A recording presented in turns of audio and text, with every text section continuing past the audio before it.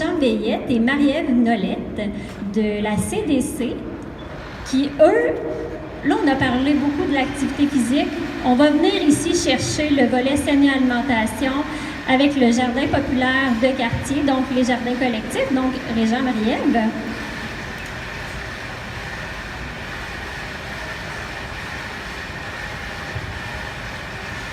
Alors, bonjour à tous, merci.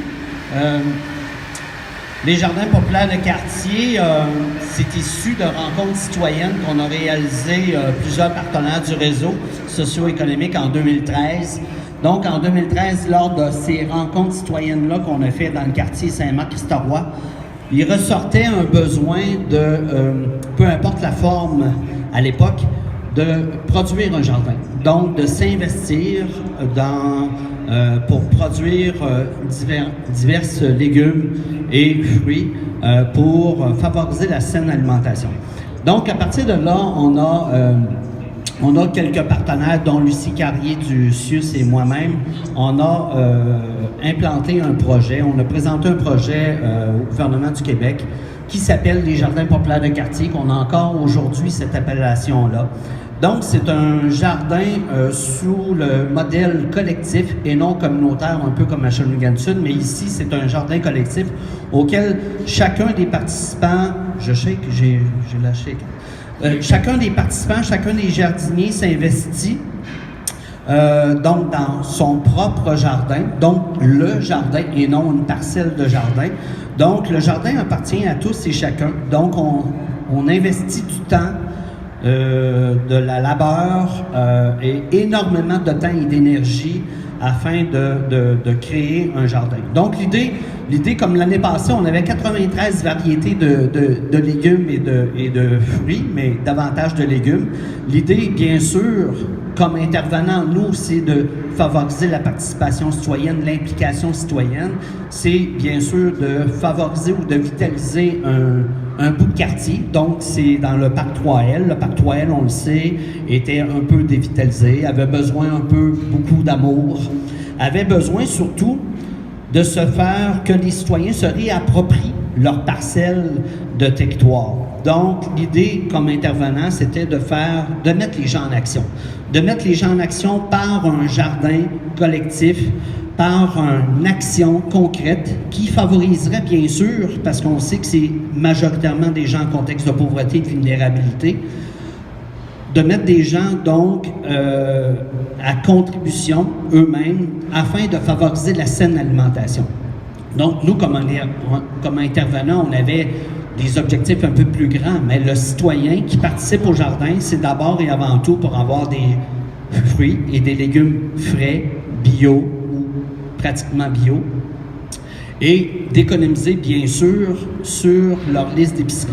Donc, tout au long de l'été, ils contribuent, ils s'impliquent, et de 30 citoyens qui s'impliquent au début, bien sûr, il y en a qui démissionnent pour toutes sortes de raisons, mais l'idée, c'est de favoriser cette pleine participation citoyenne-là. Donc, ils sont dans tous les processus aussi d'implication. C'est pas juste de consommer ou de récolter, mais c'est aussi d'avoir le droit de participer, de décider qu'est-ce qu'on met dans le jardin, etc., etc. Même le code de vie a été fait par les jardiniers et, bien sûr, les intervenants. Donc, c'est un projet qui existe depuis près de 5 ans, qui va redémarrer bientôt, quand le printemps va arriver. Donc, on sera bientôt en période de promotion et de recrutement. C'est un projet qui est tout à fait gratuit pour les citoyens de la ville de Shawinigan. Bien sûr, on favorise ou on priorise les gens du quartier Saint-Marc-Christoroy, mais c'est pour l'ensemble de la communauté. Donc, il y a de la place facilement pour 35 familles afin que ça demeure un projet ou des denrées qui sont significatives et qui permettent réellement une économie d'argent, mais surtout de manger sainement. À travers ça, il y a des ateliers de cuisine qu'on fait. Là, je vais laisser un peu Marie-Ève parce que c'est sûr que je vais parler pendant 5 minutes sinon. Merci, Régent, de me laisser 1 minute. En fait, cette année, la CDC veut innover en collaboration avec le Centre Roland Bertrand ainsi que le Comité en sécurité alimentaire de Shawinigan. Ce qu'on souhaite, c'est de favoriser l'accès à des aliments sains tout au long de l'année. Et pour ce faire, on envisage des ateliers de transformation d'aliments, donc des légumes blanchis ou transformation des légumes en potage qui vont être redistribués aux organismes en sécurité alimentaire du Grand Shawinigan. Et aussi, par le fait même, ça va éviter le gaspillage alimentaire.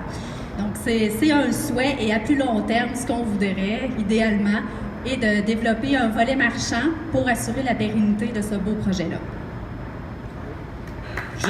Juste en terminant, un merci spécial à la Ville de Shawinigan, Monsieur Brodeur qui est là, qui est un partenaire important. La Ville est un partenaire important dans ce projet-là.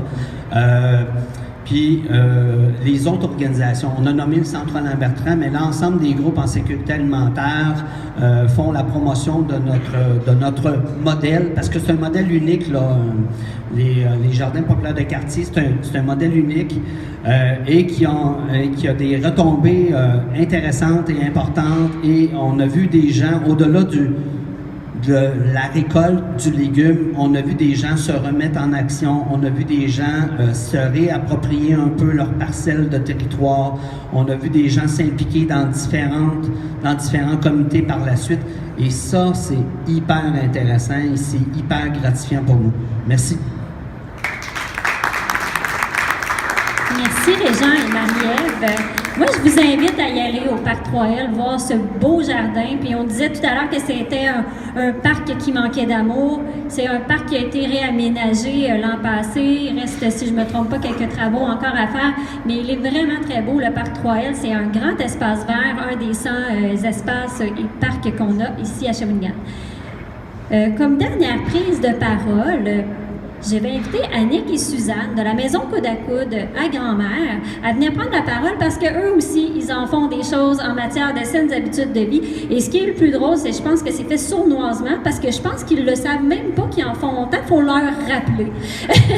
Donc, je leur laisse la parole. Par la suite, je vais revenir avec David, juste pour encadrer la finalité de tout ça, mais également pour vous parler de certains outils avec lesquels vous pourrez repartir après la conférence de presse.